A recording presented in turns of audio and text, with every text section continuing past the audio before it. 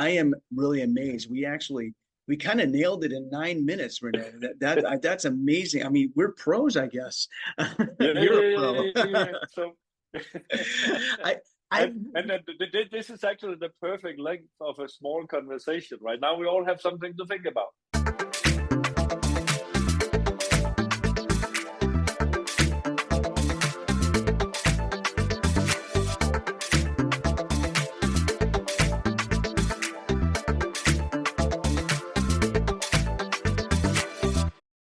This episode is brought to you by LinkedIn. Healthcare professionals can lead their careers with LinkedIn. Discover jobs by specialty, preferred shifts, and even desired salary. From mental health therapists to radiology technicians, it's now faster and easier for healthcare professionals to find the right fit. Learn more at linkedin.com/healthcare. Side effects may include faster job placement, improved work-life balance, and increased career satisfaction.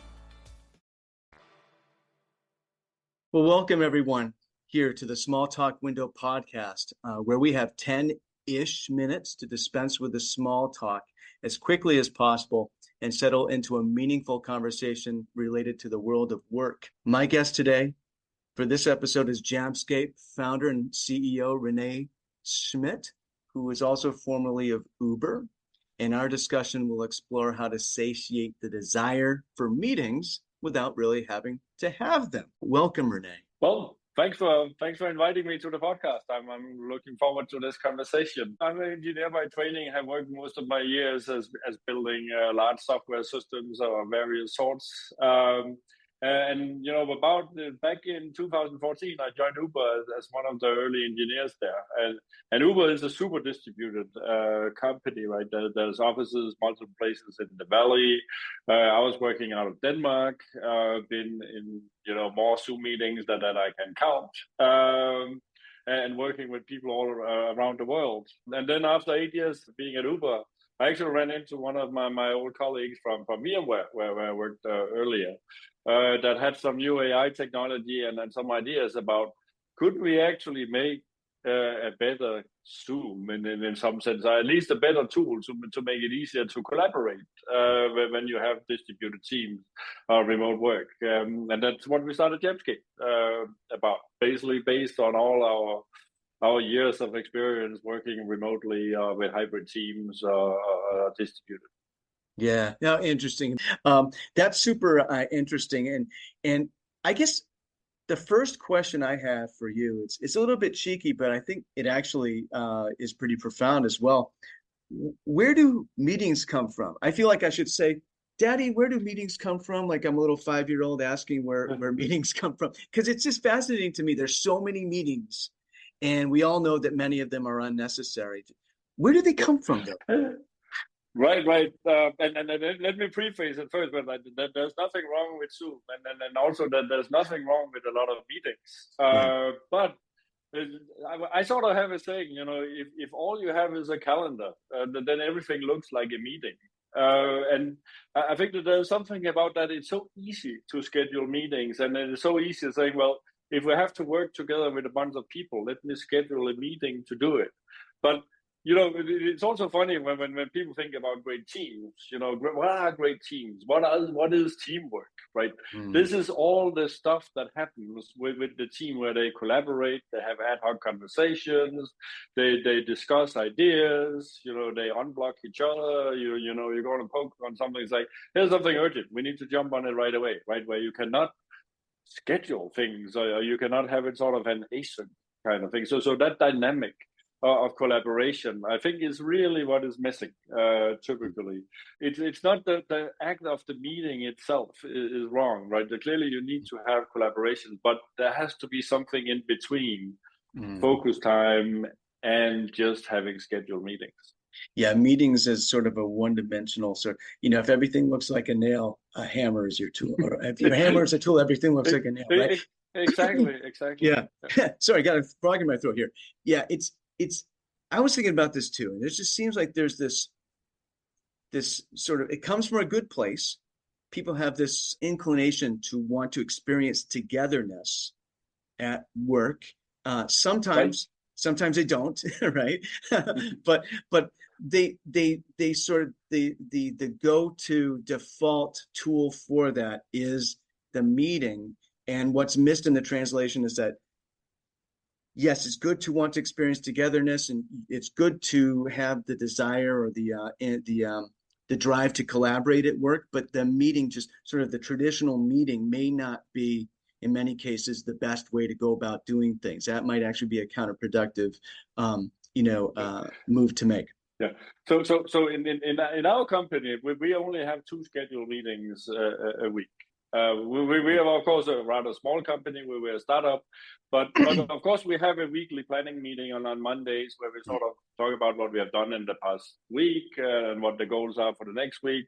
We have a bunch of customer meetings, or we have a meeting with some external design partners, but everything else actually happens ad hoc kind of thing. It's like, and I talk with everybody on the team, multiple times a day, and then people interact with each other. And sometimes it's sort of urgent, like, hey, we need to prepare for this. Sometimes it's like, I have a good idea. What do you think about this? Or I'm stuck on something. But it's not like I have to schedule a meeting to review a new design idea. We can do it ad hoc. And maybe it's actually too early to bring in a lot of people. Maybe the idea needs to brew a little bit, kind of thing, right? But you don't have to be in an office necessarily to get that experience, as long as you have the right methodology. And it's not about the Zoom meeting being bad, right? It's more sort of the context in which it's created that sometimes is wrong if it's all scheduled. Yeah, the Zoom technology is great, or any type of a conferencing technology, online conferencing technology is great. Is that it's so great that it actually fuels people's sort of default mode to just schedule more meetings. And you make an absolutely great point. And that's actually an interesting sort of analogy here that we have, where technology facilitates togetherness and collaboration in sort of myriad ways, or multifaceted, a kaleidoscope of ways, right? That enables us to kind of extricate ourselves from the one-dimensional one way of doing things by scheduling just a bunch of meetings.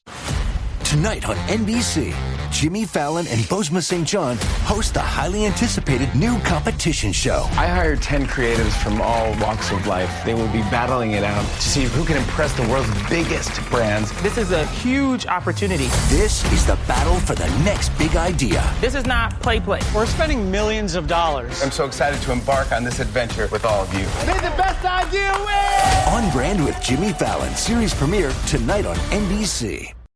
When your investors, customers, and workers demand more from your business, make it happen with SAP. The AI-powered capabilities of SAP can help you streamline costs, connect with new suppliers, and manage payroll, even when your business is being pulled in different directions. To deliver a quality product at a fair price, while paying your people what they're worth too, so your business can stay unfazed.